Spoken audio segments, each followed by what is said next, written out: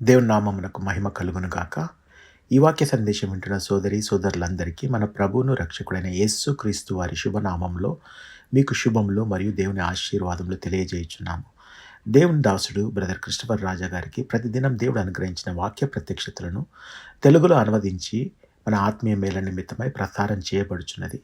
ఈ వాక్య సందేశం మీరు విని ఆశీర్వదించబడాలని మా ప్రార్థన. నేటి దినం కొరకు ఇవ్వబడిన వాక్య ప్రత్యక్షత ఆది కాండము 31 అధ్యాయము మరియు 24 వచనము. ఆ రాత్రి స్వప్నమందు దేవుడు సిరియావాడైన లాబాను నొద్దకు వచ్చి, నువ్వు యాకోబుతో మంచి గాని చెడ్డ గాని పలకకుము, జాగ్రత్త సుమి అని అతనితో చెప్పెను. క్రీస్తునందు ప్రియ సోదరి సోదరుడా, నేడు చదివిన దేవుని వాక్యంలో లాబాను యాకోబు గురించి చాలా కోపంగా ఉన్నాడు.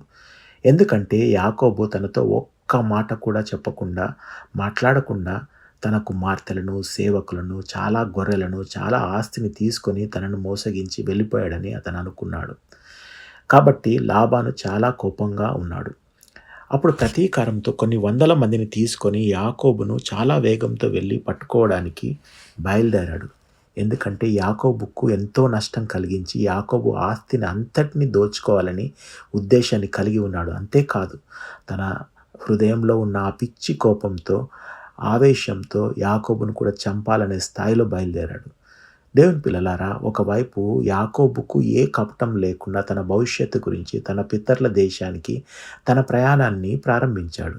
కానీ యాకోబుకు నిజంగా తెలియదు, లాబాను యాకోబును పగతో తరుముతూ తన వెంట వస్తూ ఉన్నాడని. కానీ పైనుండి దేవుడు దానిని చూశాడు.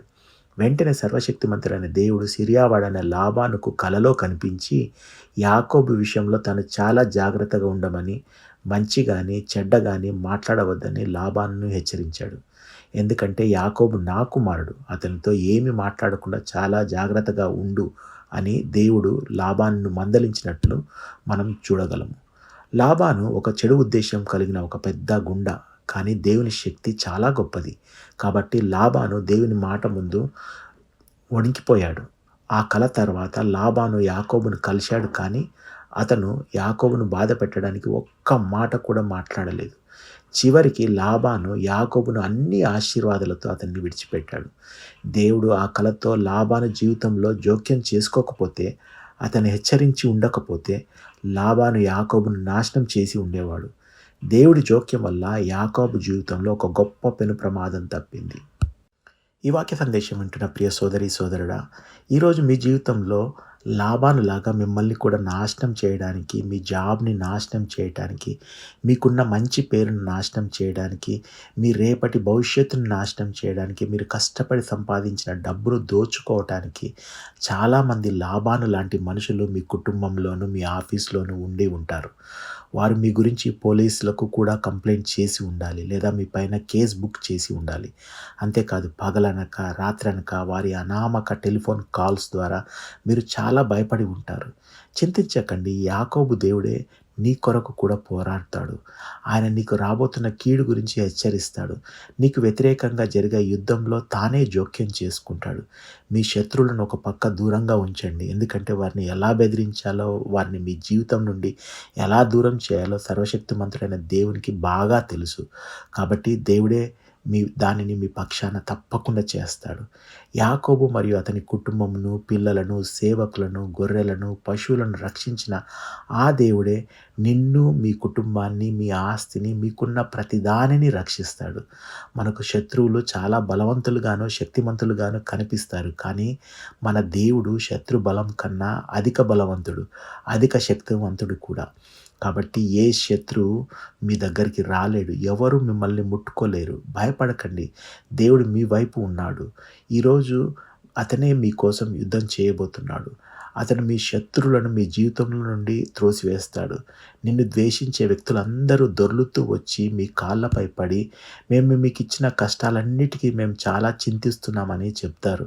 ప్రతి ఒక్కరూ మీరు నిజమైన దేవుని బిడ్డ అని, సర్వశక్తిమంతుడైన దేవుడే మీతో ఉన్నాడని, దేవుడే మీకోసం యుద్ధం చేస్తాడు కాబట్టి మేము మీ ముందర నిలబడలేము అని శత్రువులు మీ నుండి దూరంగా పారిపోతారు అని నేడు చదివిన వాక్యానికి సారాంశం. ఈ వాక్య సందేశం వింటున్న మీరు కళ్ళు మూసుకుంటారా? నేను మీకోసం, మీ ఆశీర్వాదం కోసం ప్రార్థిస్తాను. అబ్బా పరలోకమందున మా తండ్రి, మా జీవితంలో మాకు నష్టం కలిగించే లాభాను లాంటి మనుషులను మా జీవితంలో నుండి తొలగించమని ప్రార్థిస్తున్నాం తండ్రి. ఈ ప్రార్థనలో ఏకీభవిస్తున్న తమ్ముడిని, చెల్లిని మీరే తాకండి. వారు ఏ పరిస్థితిలో ఉన్నారో నాకైతే తెలియదు కానీ మీకంతా తెలుసు. కాబట్టి మీరు వారిని దీవించి మీరే వారికి సహాయం చేయమని ప్రార్థిస్తున్నాం తండ్రి. ప్రభువైన దేవా, వారి జీవితంలో నుండి శత్రువులను, రోగాలను, పేదరికాన్ని, చేదును, ఒంటరితనం ప్రతిదాని నుండి వారికి విడుదలను అనుగ్రహించండి. ఈరోజు సంతానం కోసం చాలా కాలం ఎదురు చూస్తున్న వ్యక్తులను దయచేసి వారిని గుర్తు చేసుకొని యేసు నామములో వారి జీవితంలో ఒక అద్భుతం చేయమని మేము ప్రార్థిస్తున్నాం తండ్రి. ఆమెన్. దేవుడు ఈరోజు మీతో ఉండి మీకోసం ఒక అద్భుతం చేస్తాడు. ఆమెన్.